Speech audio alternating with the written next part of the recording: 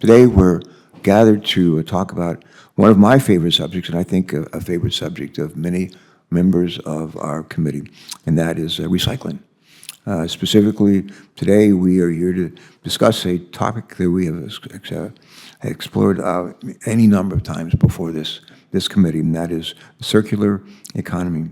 First, I want to welcome our witnesses to the committee today. Susan, Secretary Beiser, Ms. Fife Ferris, and Mr. Marshall. There's a college in West Virginia named after you, the Thundering Herd, where my sister actually went to college. But we thank you all for joining us this morning. So what exactly is a circular economy anyway?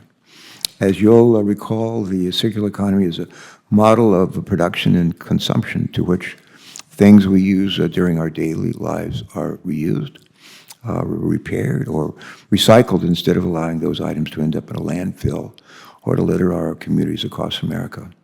As a number of our colleagues know, I care deeply about limiting waste through recycling and reusing. In fact, I've recycled just about everything from paint cans to electronics. And I like to run. I like to run outside a couple of days a week. And as I run along, in fact, when I come across beer cans or bottles or whatever, I pick them up. And people sometimes wonder what I'm doing. But I just like to pick them up and recycle them when I get home. And I'm too old to change, But one might ask, why is it important that we build a circular economy? Well, reusing and recycling products not only helps keep our communities cleaner, but it's an essential part of the solution to a series of crises facing our planet. These include escalating climate change, overflowing landfills, and alarming amounts of plastic choking our oceans. For example, recycling can reduce energy consumption. Producing aluminum products from recycled materials uses some 95% less energy than creating them from first-use materials. And it's not just aluminum. Many goods like paper and glass are more energy efficient to produce from recycled materials. And with more energy efficient processes, manufacturers reduce their greenhouse gas emissions. Further, reducing waste from the products we use has significant economic benefits. For example, in 2020, the Environmental Protection Agency's Recycling Economic Information Report estimated that recycling and reuse activities support approximately 681,000 domestic jobs. How many jobs is that? Just for comparison's sake, that's more jobs than the entire workforce of the state of Rhode Island. Unfortunately, according to the Environmental Protection Agency, today we only recycle approximately 32% of our waste in the United States. That represents us with both a challenge and an opportunity. In adversity lies opportunity. Many of our colleagues know that's something I believe deeply, and I think my colleagues do as well. I believe we have an opportunity to clean up our communities, an opportunity to support jobs and economic growth, and protect our planet by actively supporting recycling and reuse as ways to reduce waste in our economy. Fortunately, we have taken bipartisan action in recent years to seize the day, seize the opportunity. The 116th Congress, as some of you may recall, members of this committee worked together to lead the passage of the Save Our Seas Act 2.0 Act. That law established the Solid Waste Infrastructure for Recycling, or SWIFR, grant program at the Environmental Protection Agency to support waste management programs across our country.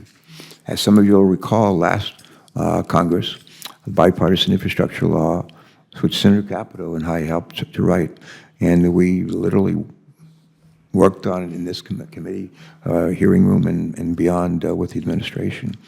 But last Congress, the bipartisan infrastructure law provided funding for this grant program. And specifically, this historic law provides $275 million over 5 years for the SWIFR program, and some $75 million over 5 years for recycling education and outreach grants. EPA announced awards for the Swiffer Grant Program in November of last year, represented the largest federal investment in recycling in over 30 years. And every single state has been awarded funding through that program. Swiffer grants are flexible and can be used for many different programs and purposes. For example, in Delaware, we will use part of our funding to conduct research on using recycled glass as a constant. This is very unique. I think this is very cool stuff. But using a recycled glass as a cost-effective alternative to sand for beach replenishment. The city of Baltimore, Maryland, where Ben Cardin is from, will use its Swiffer grant to build a solar-powered composting facility. And the state of Arkansas will use its funding to update its statewide waste management plan for the 21st century. And today, we'll hear more about how the city of Seattle, Washington, is using its Swiffer grant to build a warehouse to help reuse salvaged lumber from old buildings. And if more cities found ways to reuse building materials, as Seattle is doing, we could create approximately 200,000 jobs. Let me say that again. If more cities found ways to reuse building materials, as Seattle is doing, we could create approximately 200,000 jobs and reduce carbon emissions associated with building materials by almost 40% by the year 2050, according to the Ellen MacArthur Foundation estimates.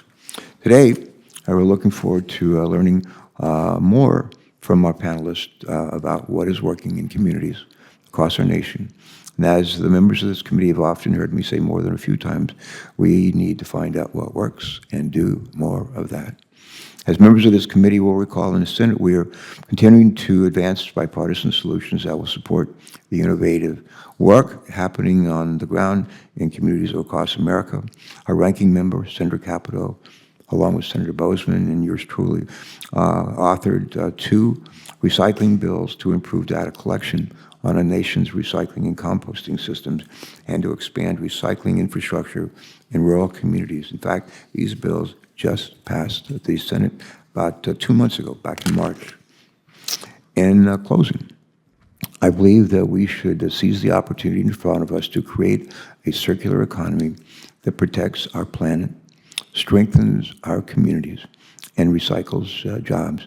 And we must do so by collaborating across all levels of government. That includes nonprofits, that includes the private sector, which we'll hear from a lot here today. And before we turn to our panel of witnesses, I want to turn it over to Senator Capito and thank her for her terrific leadership on these issues, and for not just for West Virginia, but for our country. Senator Capito.